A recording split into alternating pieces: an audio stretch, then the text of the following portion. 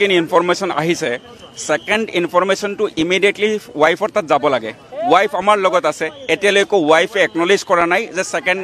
এফআইআৰটো হৈছে বুলি আৰু যদি হ'ব পাৰে এই মানুহটো এতিয়ালৈকে পুলিচ কাষ্টডিত সৌন এৰেষ্ট হ'বই নোৱাৰে এটো আৰু এটা ইলিগেলিটি হ'ব আমি কোৰ্টক অলৰেডি অনাৰেবল কোৰ্টক আমি এটো ডেমনস্ট্ৰেট কৰিব পাৰিছো যে এই এৰেষ্টটো ইলিগেল তাৰ পিছত আমি এক্সপেক্ট কৰি আছো যে অনাৰেবল কোৰ্টে আমাক ৰিলিফ দিব যদি কিবা কাৰণে আপোনালোকে যোনটো সেকেন্ড এফআইআৰৰ কথা কৈ আছে হেতু যদি হয় হেতু আৰু এটা ইলিগেলিটি কমিট কৰিব পুলিচে চাওক বেসিক ৰাইট টু হল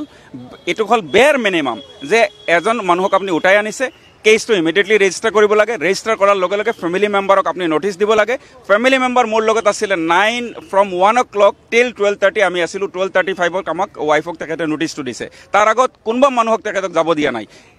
এটো আমি বিচাৰি আছিল যে এটলিষ্ট মিনিমাম ৰিকোয়াৰমেন্ট কিনি এজন লয়াৰৰ লগত কনসাল্ট কৰিব সুবিধাটো দিব লাগে ফ্যামিলিৰ মানুহক সুবিধাটো দিব লাগে সেই সুবিধা কোনে দিয়া নাই তাৰ পিছতো ম্যান্ডেটৰি নোটিছটো তেখেতক দিয়া নাই এটো মই আৰু এবাৰ ৰিপিট কৰিছো মই আগৰ ইন্টাৰভিউটো কৈছো এতিয়াও মই কৈ আছো এই এৰেষ্টটো ইলিগেল বিকজ বেসিক ৰিকোয়াৰমেন্ট যে প্ৰসিডিউৰ এস্টাবলিশ বাই ল যেখিনি আছে এখানে পুলিচে ফলো কৰা নাই কিন্তু পুলিচে ফলো কৰা নাই তাৰ পিছত যদি আপোনালোকে কৈ আছে সেকেন্ড এফআইআৰটো হৈছে বা কিবা সেকেন্ড এলিগেশন আহিছে হেতু যদি হয় আৰু এটা ইলিগেলিটি পুলিচে কমিট কৰিব মানুহ এটা পুলিচ কাষ্টডিত সৌন এৰেষ্ট কেনেকা কৰিব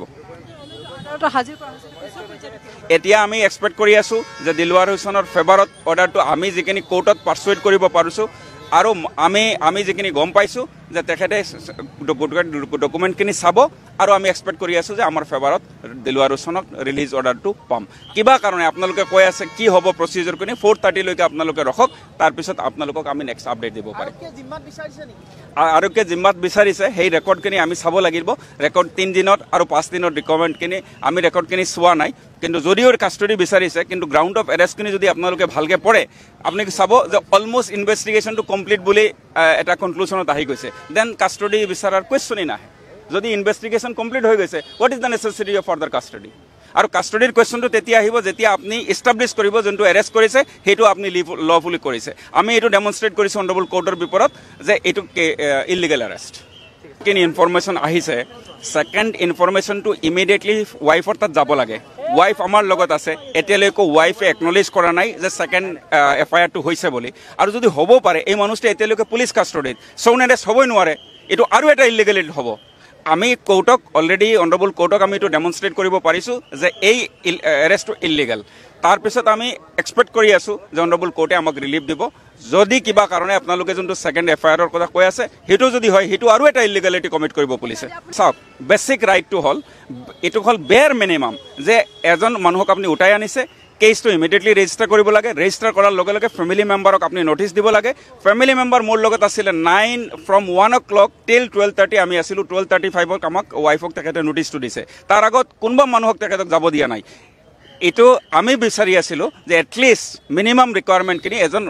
লয়াৰৰ লগত কনসাল্ট কৰিব সুবিধাটো দিব লাগে ফ্যামিলিৰ মানুহক সুবিধাটো দিব লাগে সেই সুবিধা কোনে দিয়া নাই তাৰ পিছতো ম্যান্ডেটৰি নোটিছটো তেখেতক দিয়া নাই এটো মই আৰু এবাৰ ৰিপিট কৰিছো মই আগৰ ইন্টাৰভিউটো কৈছো এতিয়াও মই কৈ আছো এই এৰেষ্টটো ইলিগেল বিকজ বেসিক ৰিকোয়াৰমেন্ট যে প্ৰসিডিউৰ এস্টাবলিশ বাই ল যেখিনি আছে এখানে পুলিচে ফলো কৰা নাই কিন্তু পুলিচে ফলো কৰা নাই তাৰ পিছত যদি আপোনালোকে কৈ আছে সেকেন্ড এফআইআৰটো হৈছে বা কিবা সেকেন্ড এলিগেশন আহিছে হেতু যদি হয় আৰু এটা ইলিগেলিটি পুলিচে কমিট কৰিব মানুহ এটা পুলিচ কাষ্টডিত সৌন এৰেষ্ট কেনেকা কৰিব এতিয়া আমি এক্সপেক্ট কৰি আছো যে দিলৱাৰ হুছেইনৰ ফেভাৰত অৰ্ডাৰটো আমি যিখিনি কোৰ্টত পাৰসুৱেট কৰিব পাৰিছো আৰু আমি যিখিনি গম পাইছো যে তেখেতে ডকুমেণ্টখিনি চাব আৰু আমি এক্সপেক্ট কৰি আছো যে আমাৰ ফেভাৰত দিলৱাৰ হুছেইনক ৰিলিজ অৰ্ডাৰটো পাম কিবা কাৰণে আপোনালোকে কৈ আছে কি হ'ব প্ৰসিডিউৰ কিনি 4:30 লৈকে আপোনালোকে ৰখক তাৰ পিছত আপোনালোকক আমি নেক্সট আপডেট দিব পাৰিম আৰু কে জিম্মাত বিচাৰিছে সেই ৰেকৰ্ডখিনি আমি চাব লাগিব ৰেকৰ্ড 3 দিনত আৰু 5 দিনৰ ডকুমেণ্টখিনি আমি ৰেকৰ্ডখিনি চোৱা নাই কিন্তু যদিও কাষ্টডি বিচাৰিছে কিন্তু গ্ৰাউণ্ড অফ এৰেষ্টখিনি যদি আপোনালোকে ভালকে পঢ়ে আপুনি চাব যে অলমোষ্ট ইনভেষ্টিগেশ্যনটো কমপ্লিট বুলি এটা কনক্লুজনত আহি গৈছে দেন কাষ্টডি বিচাৰাৰ কুৱেশ্যনই নাহে যদি ইনভেষ্টিগেশ্যন কমপ্লিট হৈ গৈছে what is the necessity of further custody আৰু কাষ্টডিৰ কুৱেশ্যনটো তেতিয়া আহিব যেতিয়া আপুনি এস্টাবলিশ কৰিব যোনটো এৰেষ্ট কৰিছে হেতু আপুনি লফুলি কৰিছে আমি এটো ডেমনস্ট্ৰেট কৰিছো অনাৰেবল কোৰ্টৰ বিপৰত যে এটো ইলিগেল এৰেষ্ট যোৱাকালি ৰাতিপুৱা মই অফিচ গৈ পাওঁতে অলপ দেৰি হৈছিল মোৰ আগবেলা মোৰ এখন মিটিং আছিল মিটিংখন কৰি পাই মই এৰাউণ্ড 12:30 মানত গৈ পাইছোঁ তো পোৱাৰ পিছত মই নামি লৈ উঠি যাওঁতে এজন তেখেতে ক্ৰছ কাৰেণ্টৰ সাংবাদিক বুলি ক'লে সাংবাদিক বুলি কৈ পেলাই মোক এটা কুৱেশ্যন সুধিছিলে মানে কি দুৰ্নীতি হৈছে বুলি নিয়োগত তেতিয়া ক'লে কি দুৰ্নীতি হৈছে মই কম কথাটো আপুনি কথাবিলাক ভালকৈ সুধিলে মানে তেতিয়া মই ওপৰলৈ গ'লোঁ ওপৰলৈ যাই পেলানি মই ধৰি লওক অফিচ ৰুমত মই বহি অকণমান ফ্ৰেছ হৈ বহাৰ পিছতে তেখেতে মই পাছত শুনা পালোঁ যে আমাৰ ষ্টাফৰ দুজনমানক তেখেতে অকণমান বেয়াকৈ কৈছে অলৰেডি গতিকে কোনোবা আমাৰ কোনোবা ছিকিউৰিটি গাৰ্ডক তেখেতে জাতত ধৰি গালি পৰা বুলি কৈছিল তো সেই সংখ্যাটোত সেই মানুহজনে হয়তো মই পাৰ্চনেলি FIR দিয়া বুলি গম পাইছোঁ যোৱাকালি তো সিমানখিনিয়ে কথা আমাৰ যিটো